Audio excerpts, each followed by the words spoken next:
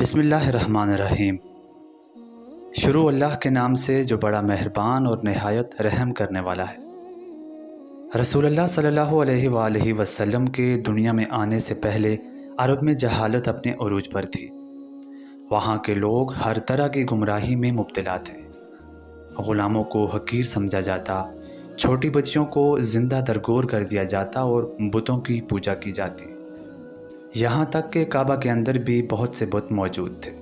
یہودی یہ بات جانتے تھے کہ دنیا میں ایک ایسا نبی آنے والا ہے جو پوری دنیا میں انصاف قائم کرے گا۔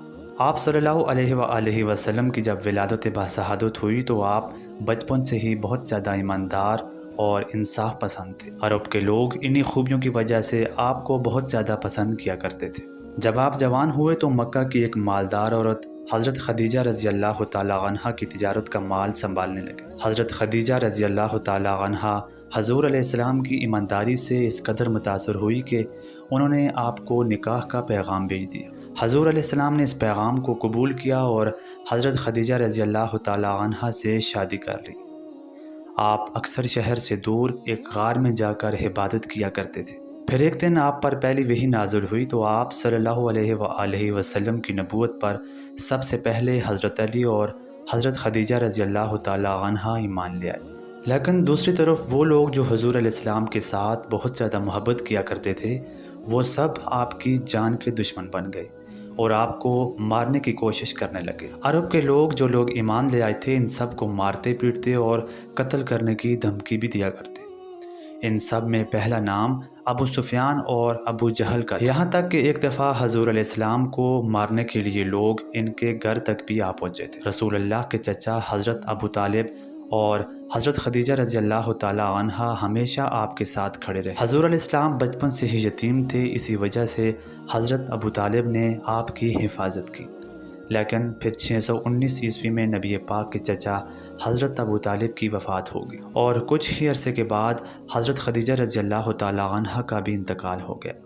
اس کے بعد حضور علیہ السلام پھر سے تنہا پڑ گئے۔ عرب کے لوگوں نے اس موقع کا فائدہ اٹھایا اور حضور علیہ السلام کو قتل کرنے کی کوششیں جاری رکھی۔ اس موقع پر اللہ تعالیٰ نے حضور علیہ السلام کو مدینہ کی طرف ہجرت کرنے کا حکم فرما دیا۔ اس وقت صرف 100 یا 200 کے قریب لوگوں نے ہی اسلام قبول کیا۔ ایک طرف مکہ میں لوگ حضور علیہ السلام کو مارنے کی کوشش کر رہے تھے اور دوسری طرف مدینہ میں موجود لوگوں کو جب پتہ چلا کہ مکہ میں ایک نبی آیا ہے تو انہوں نے فوراً اسلام قبول کر لیا۔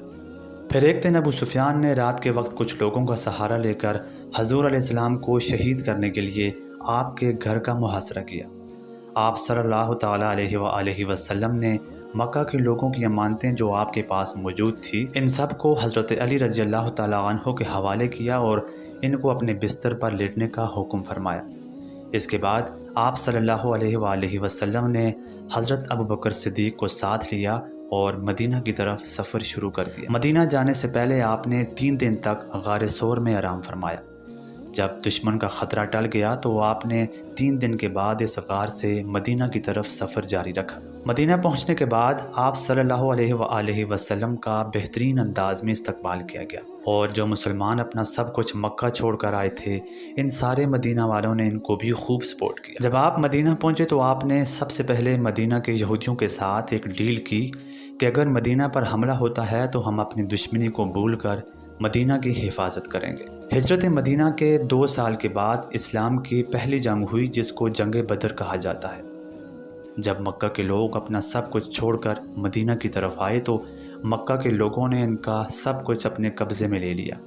اس کے بعد اللہ نے انہیں اجازت دے دی کہ وہ مکہ کے لوگوں کے قافلے لوٹ سکتے ہیں۔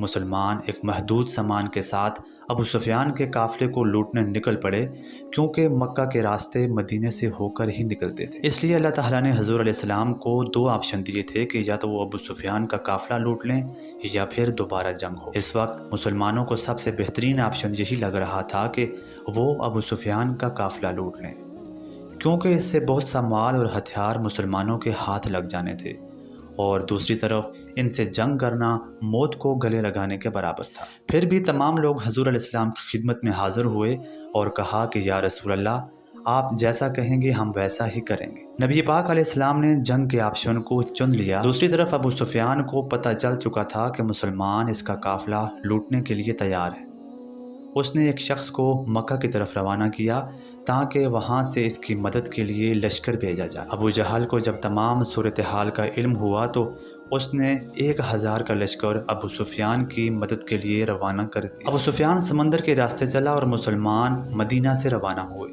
دونوں فوجیں بدر کے مقام پر آمنے سامنے ہوئی۔ اس جنگ میں مسلمانوں کی تعداد 313 جبکہ کفار کی تعداد 1000 کے برابر تھی۔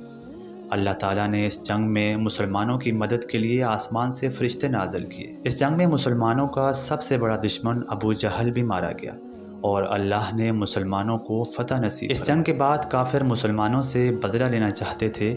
اس بار ابو جہل کی موت کے بعد ابو سفیان 3000 لوگوں کا لشکر لے کر مسلمانوں کے خلاف نکل پڑا۔ اس لشکر میں حضرت خالد بن ولید بھی شامل تھے۔ نبی پاک علیہ السلام یہ جنگ مدینہ میں لڑنا چاہتے تھے کیونکہ آپ صلی اللہ علیہ وآلہ وسلم نے مدینہ کے یہودیوں کے ساتھ یہ ڈیل کی تھی کہ اگر مدینہ پر حملہ ہوا تو ہم سب آپس میں مل کر مدینہ کی حفاظت کریں گے۔ لیکن بہت سے مسلمانوں نے مدینہ کے باہر ریگستان میں جنگ لڑنے کا فیصلہ کیا۔ نبی پاک علیہ السلام نے ان کی یہ بات مان لی اور اس جنگ میں 1000 مسلمان 3000 کے مقابلے میں نکل پڑے۔ احد پہاڑ کے پاس مسلمانوں کا مقابلہ ابو سفیان کے لشکر سے ہوا، لیکن اس وقت ایک منافق عبداللہ بن ابی 300 لوگوں کو ساتھ لے کر واپس چلا گیا اور اب مسلمانوں کی تعداد صرف 700 ہی رہ گئی تھی۔ رسول اللہ نے ایک چال چلی کہ 50 تیر اندازوں کو احد پہاڑ کے پیچھے کھڑا کر دیا اور انہیں سختی سے حکم دیا کہ یہاں سے بالکل بھی نہیں ہٹنا۔